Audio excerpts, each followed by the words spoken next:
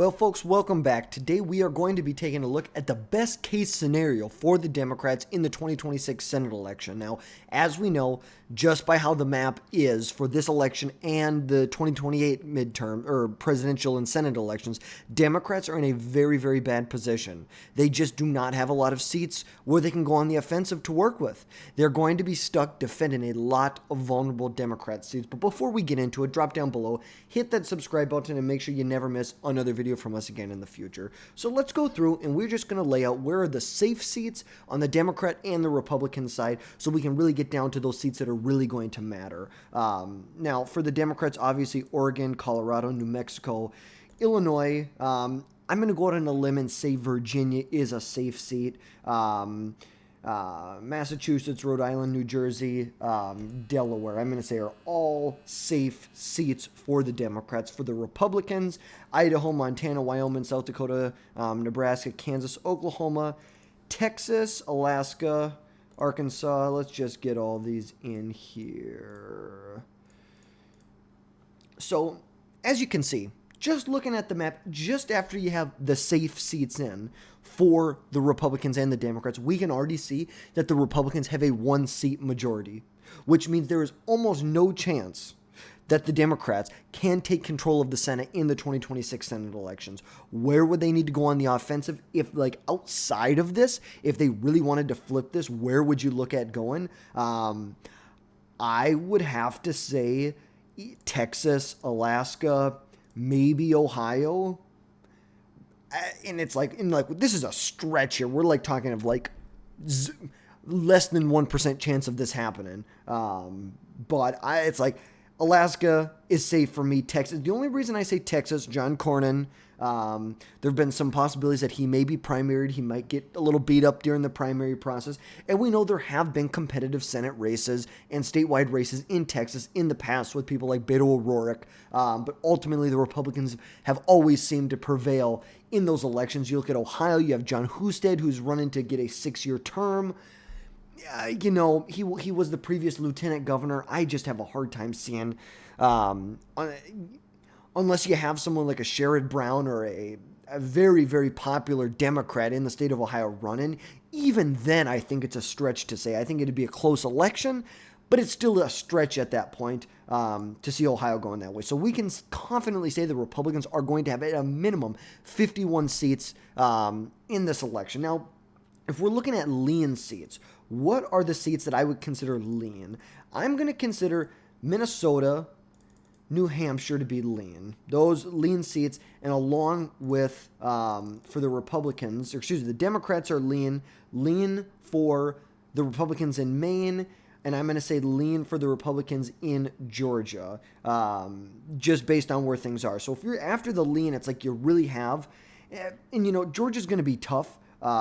Ultimately, federally, it's a nuanced state as far as how their politics go. But I think that with a governor like Brian Kemp, very popular, who would be running for Senate, I think this could be very much a tilt or lean Republican seat here. But considering that, let's just go through.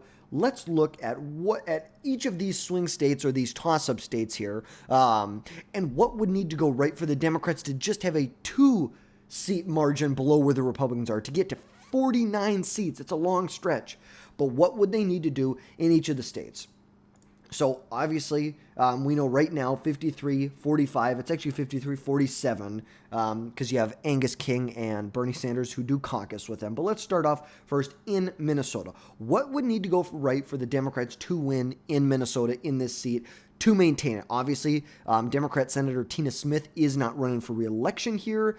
So what we're going to see, my belief is that if Angie Craig jumps in this race and gets the nomination to be the next senator from Minnesota, I believe that she will win that race, regardless of who the Republicans put up or how much money gets put behind them. Angie Craig is a moderate Democrat who won in a swing seat in the 2024 election and in 2022 and in 2020. She's a very, very well-liked Democrat from Minnesota. Obviously, she's still a Democrat. Not perfect, but ultimately, she would be she's much more moderate than anyone else in this race here. You look at someone like Peggy Flanagan, current lieutenant governor of Minnesota. She's pretty radical. She's right in the group with Keith Ellison and Ilhan Omar. And for people who don't know, who aren't from Minnesota, Melissa Hortman as well. She's a radical nut job. She wants to blame the Trump administration for the huge deficit that the state of Minnesota is going to have in like 3 or 4 years from now. They don't want to look in the mirror and say, hey, we spent tens of billions of dollars during COVID and now it's going to come up and bite us in the ass. Nope. It's Donald Trump's fault. But if you have someone like Keith Ellison, Peggy Flanagan, or Ilhan Omar, it's going to be a tough race for the Democrats. It's going to be a lot closer than they want it to be. If they have someone like Angie Craig in this race, this is going to be a lot. I would classify this as a lean Democrat seat at that point. Now, if the Republicans decide to endorse Royce White again, you can almost guarantee that this is going to go to the Democrats, regardless of who the Democrats nominate. If Royce White is the Republican candidate, as we know in 2024, he ran behind Trump by about 12 points, got absolutely smoked by Amy Klobuchar by about 16 points. It was very, very sad to see. But if the Republicans choose him, the Democrats basically they've saved the election here. It's like they're going to hold on to this seat. So if that happens, they nominate Royce White or they decide to nominate Angie Craig on the Democrat side, I think we can say this is a safe blue state here. Now, if we're looking at the great state of Georgia, currently incumbent Senator Jon Ossoff will be running for re-election. What would have to happen in the state of Georgia for the Democrats, for Jon Ossoff to maintain control, maintain this seat here? First thing I think is very easy to say is Brian Kemp does not jump in the race. If Brian Kemp does not jump in this race, it's going to be a much tougher race for the Republicans. You're going to be in a true dogfight. Kemp is a very popular Republican. He's polling very well so far in this race here, and I think that he would be elected by at least 3 or 4 points in the state of Georgia if he got the GOP nomination. Now, if Brian Kemp doesn't run, this is going to be a tight one. If they decide to nominate someone like Marjorie Taylor Greene, I can very well see the state of Georgia voting for the Democrats. Like I said, it's nuanced. The state level, they're a lean Republican state. On the federal level, it's very nuanced, but they're a purple state. Obviously, they rejected Trump in 2020. I don't think Marjorie Taylor Greene is the strongest candidate here. Not saying that if Brian Kemp doesn't run, that it's an automatic loss for the Republicans, but I think it's going to be a lot tougher. So I'd say for the Democrats, convince Brian Kemp that he wants to run for the presidency in 2028. Because that really leaves you, who would I say would be the worst out of this? Gosh, it's kind of a hard one to say.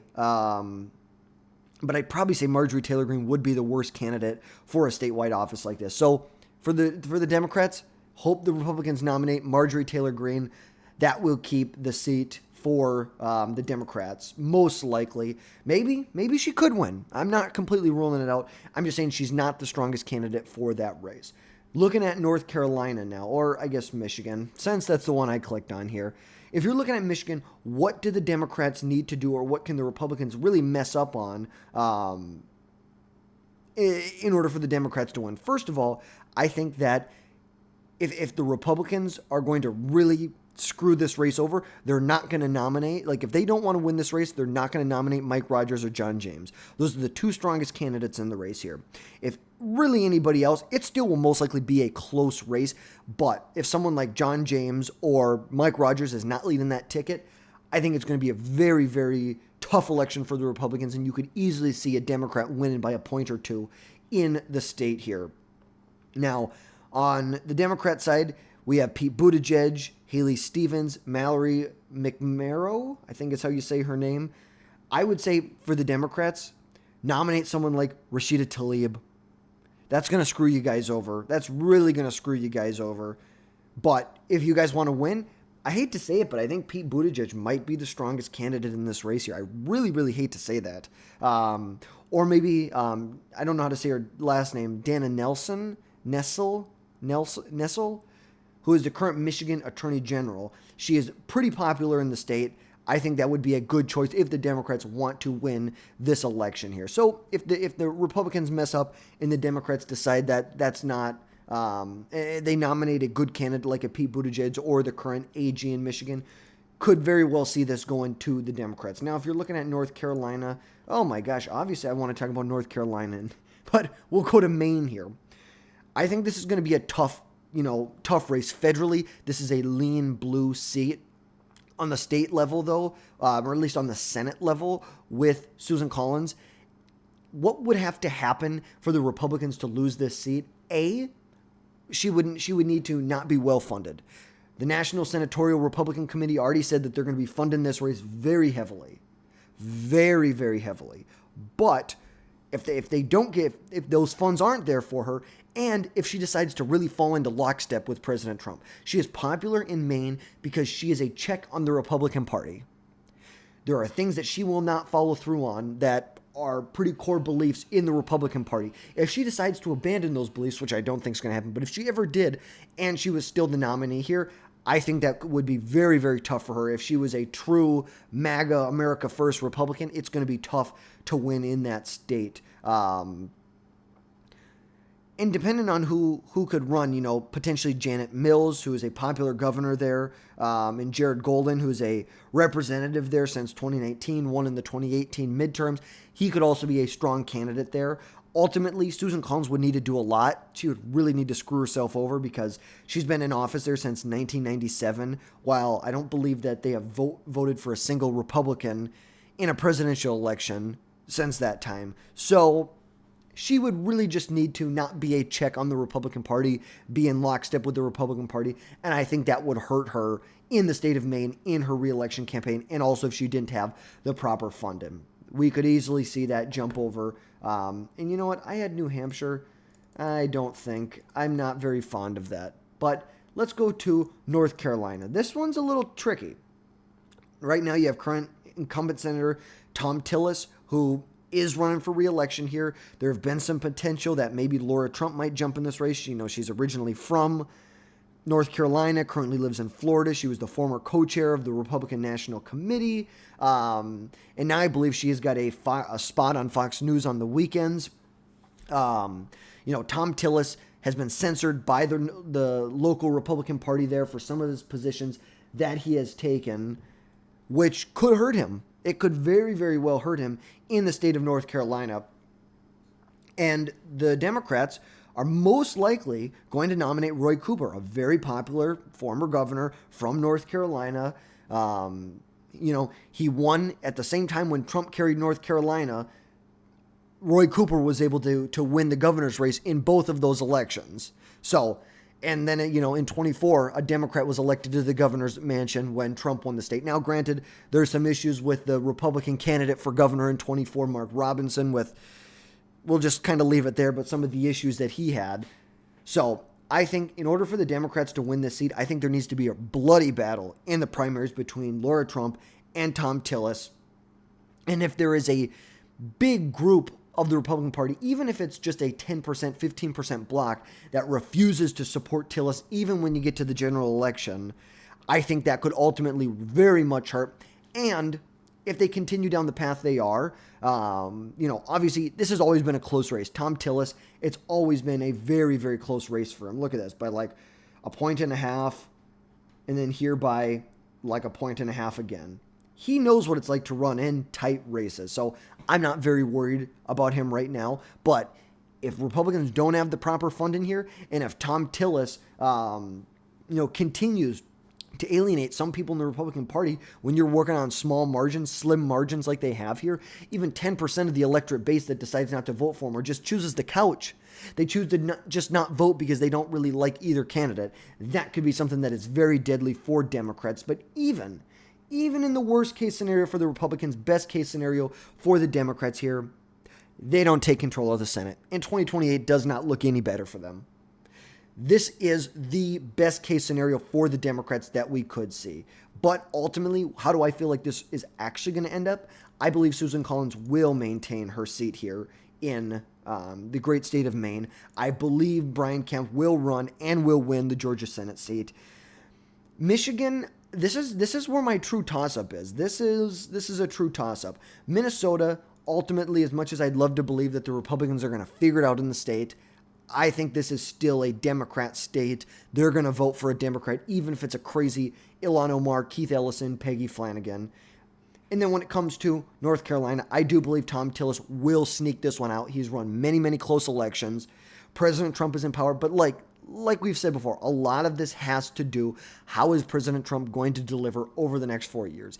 Is he going to be able to deliver on his promises that he had? So that's my thoughts on this. This is what I think the best case scenario are for the Democrats. Here's what I think what most likely will happen in this election here. I believe that the Republicans will expand their majority from where they are right now. This is the most realistic map that we can possibly look at as of right now, March 6th, 2025. So if you like this overview here, drop down below and hit that subscribe button, smash that like button if you got all the way through this video, and let me know, what are your thoughts down in the comments. What do you disagree with my map? Do you think the Democrat ceiling is higher or lower from where I had it?